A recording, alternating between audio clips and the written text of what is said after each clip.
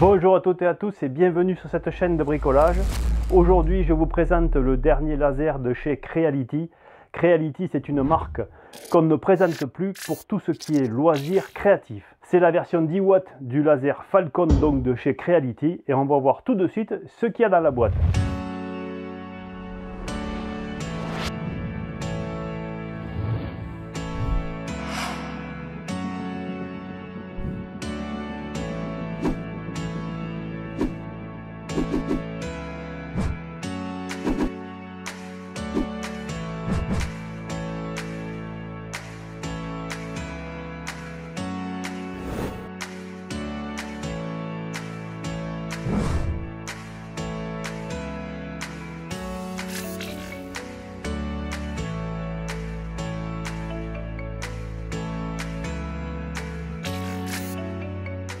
Il doit y avoir en tout et pour tout une quinzaine de vis à monter, donc j'imagine que le montage de ce laser 10 watts doit être assez facile.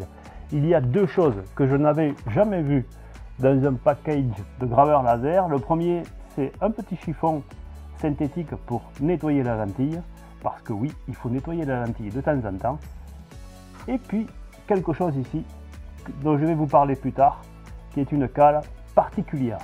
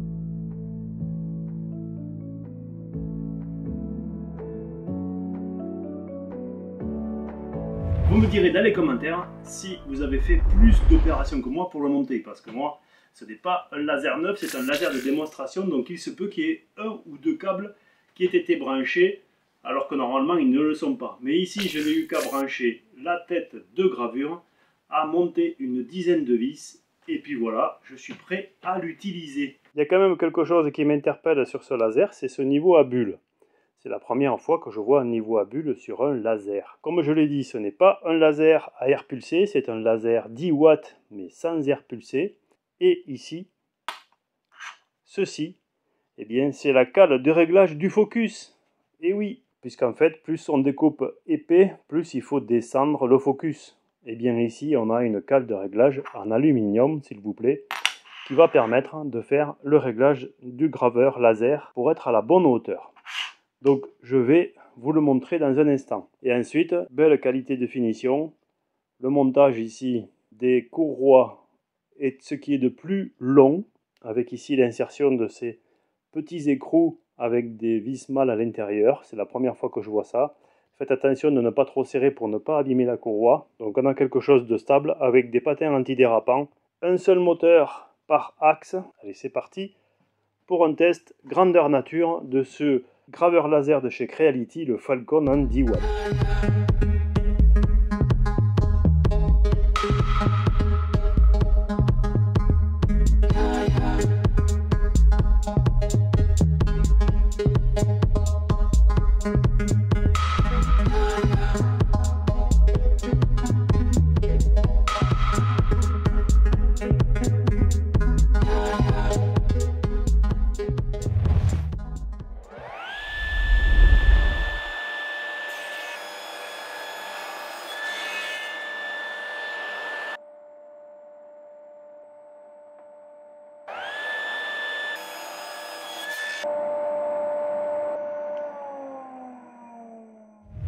Allez, on va brancher l'appareil et on va le démarrer. Le laser est allumé, on va pouvoir commencer tout de suite. J'ai connecté le laser à l'ordinateur via un câble ici USB. Une fois que je l'ai connecté, eh bien après on peut le déplacer. Ce qu'on remarque tout de suite, c'est qu'il est très silencieux. On n'entend quasiment rien, même quand il va vite. Voilà. On va commencer par graver du bois. J'ai installé ici un nid d'abeilles. Le nid d'abeilles, il est fait pour la découpe, mais on va quand même le laisser comme ça. Donc il faut faire le focus. Pour la gravure, c'est simple, on va faire comme ça. On va prendre la cale ici qui est fournie avec. On va la poser ici et on va la mettre sur ici la première valeur, la valeur la plus haute. On va ouvrir un fichier dans la carte SD qui est fournie avec. Il y a ici les recommandations pour les valeurs de gravure et de découpe pour le 10 watts. Il y a des vidéos pour expliquer comment on monte l'appareil, comment on l'utilise, comment on fait le focus. Il y a ici des softwares, donc il y a Laser GRBL et Lightburn dedans. Et ensuite, on a ici un G-code qu'on va utiliser tout à l'heure pour faire un découpage.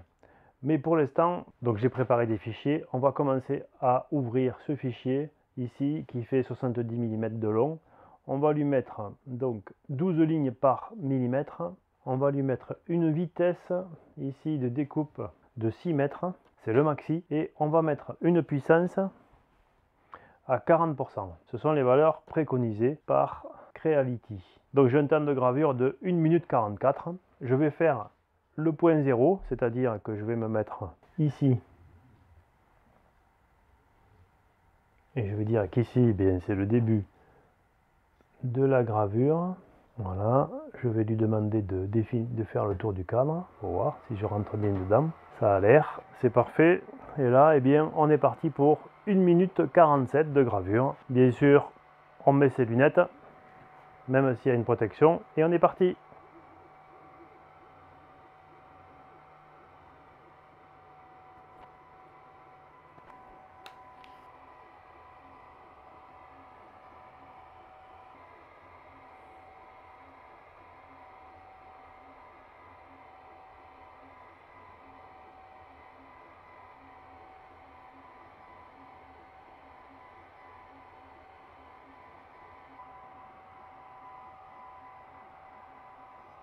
La vitesse de 6 mètres par minute, c'est une vitesse qui est courante sur des lasers de 5 watts et demi. Elle est moins courante sur des lasers de 10 watts. Maintenant, il est très silencieux. Comparé à ceux qui vont plus vite font plus de bruit. Celui-là, il est plus silencieux. Allez, c'est terminé, ou quasiment terminé. Je vais conserver l'origine et je vais conserver ici la position donc de la planchette pour en profiter pour découper. Alors comme j'utilise laser GRBL, je suis obligé de faire comme ça, je ne peux pas faire plusieurs couches. Bon, par contre les vitesses vont changer, je vais mettre 230 mm et je vais mettre une puissance à 100%. Allez, c'est parti pour la découpe. Donc on est sur du 8 mm, on va le faire en une passe. Pour un laser de 10 watts sans air pulsé, c'est déjà pas mal. Et par contre on va faire une seule modification, c'est qu'on va ici changer la hauteur du focus. On va descendre en clair la tête de gravure pour que le focus se fasse au milieu ou un petit peu plus bas. Voilà. Allez, c'est parti. Là, ça va faire beaucoup de fumée.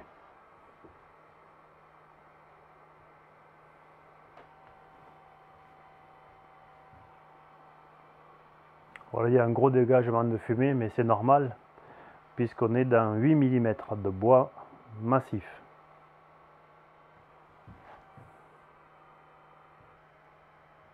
Gros dégagement de fumée.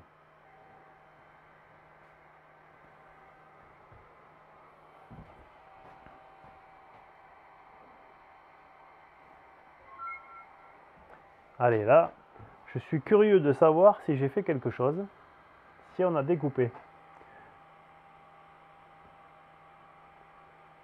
Non, on n'a pas découpé 8 mm. Regardons si on était loin.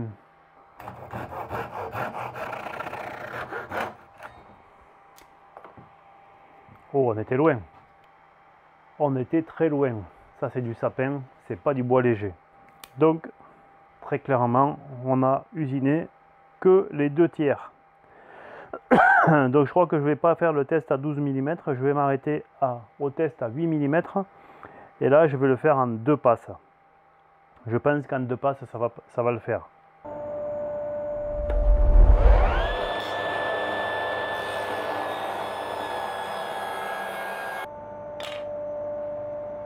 Et cette fois-ci, je ne vais pas graver, je vais juste faire la découpe et je vais mettre 2 passes. C'est parti.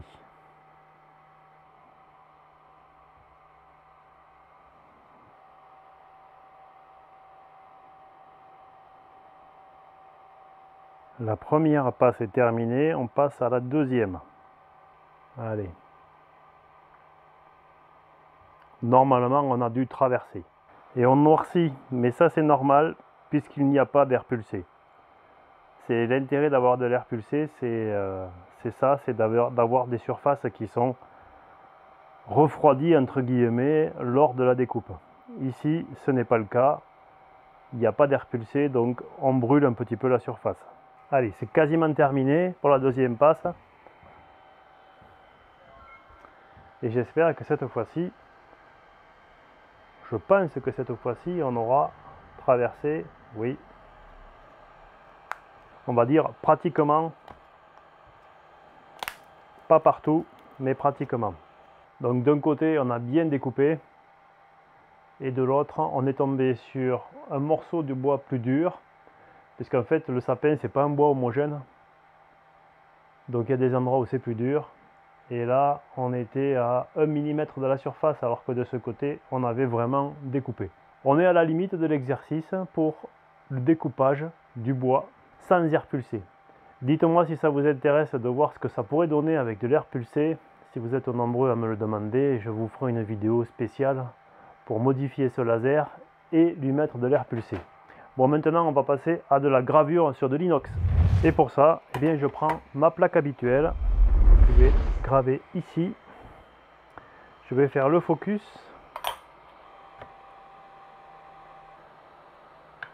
Voilà. Et c'est parti dans une gravure. Alors je vais graver le logo de la chaîne. Je vais mettre ici 18 lignes par millimètre. Et je vais mettre une vitesse ici à 500 mm. Et je vais mettre donc une puissance à 100% avec ici une taille de 20 mm par 11, mais c'est l'image. Le logo, lui, fait 10 mm. Et on va lancer la gravure avec une seule passe. C'est parti.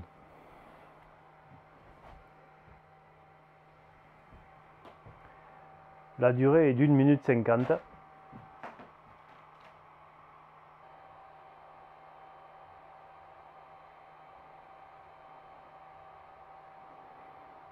Et normalement, avec un 10 watts, on fait quelque chose qui est très correct. On arrive quasiment à la fin de la gravure, donc on va voir ce que ça a donné. Encore une fois, il y a un silence, ces moteurs sont très silencieux. C'est bien le premier qui fait si peu de bruit.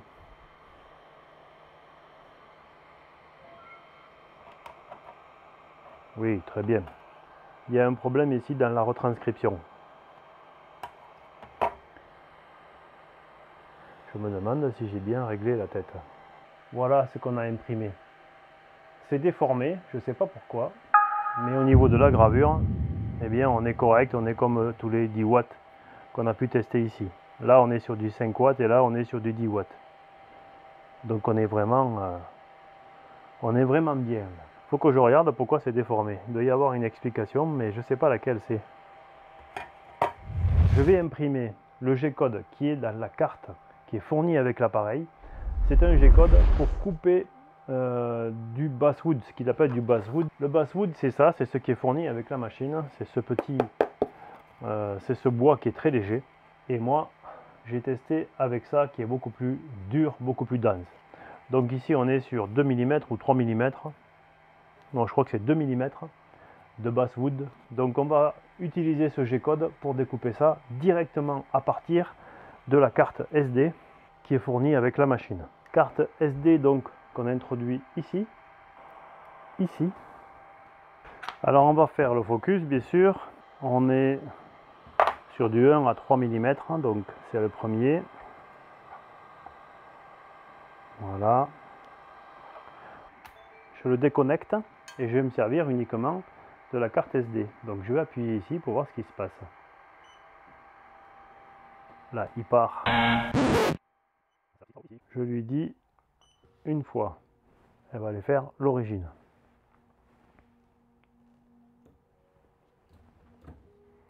Et là, elle va me dire où est-ce que ça va graver normalement.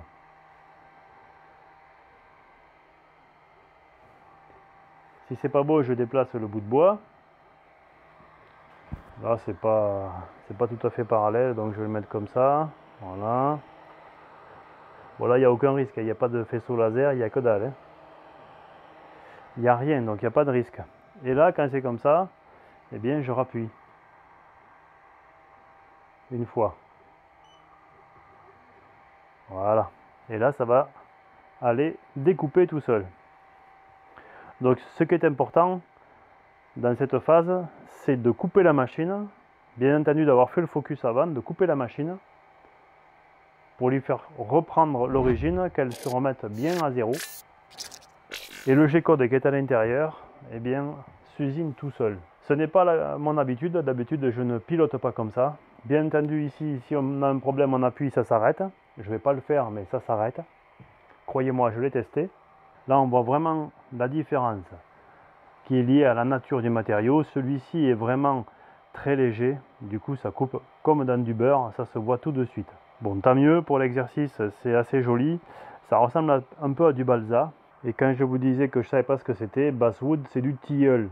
Alors effectivement, le tilleul, c'est très léger. C'est un bois fruitier. C'est très léger. Ça ressemble pas à du balsa, mais pas loin. Et donc, c'est beaucoup plus facile à couper.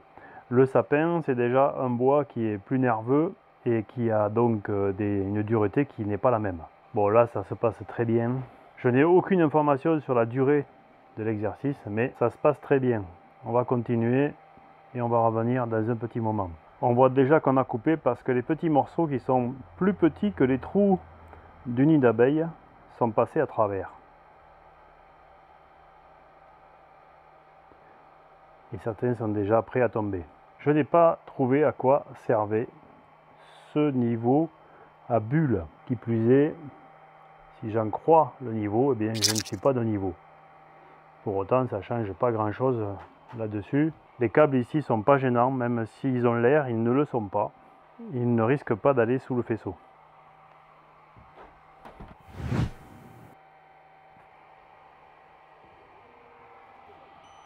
Voyons voir ce qu'on a obtenu. Hop, voilà ce qu'on a obtenu. C'est sympa. Alors, ce laser, au moment où je tourne la vidéo, n'est pas encore sorti. Tout du moins la version 10 watts.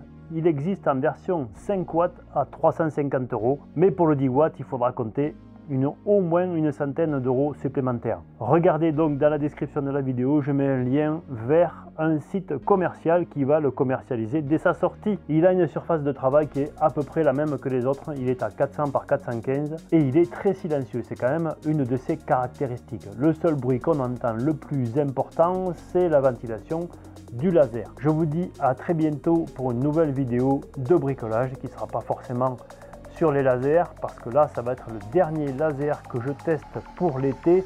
On va revenir à des sujets beaucoup plus traditionnels dans le bricolage. Je vous conseille donc de cliquer sur la notification, de vous abonner pour ne pas louper les prochains épisodes et de me remercier si vous avez passé un bon moment en mettant un pouce levé. Je vous dis à très bientôt et d'ici là, soyez curieux, soyez prudents et bricolez bien.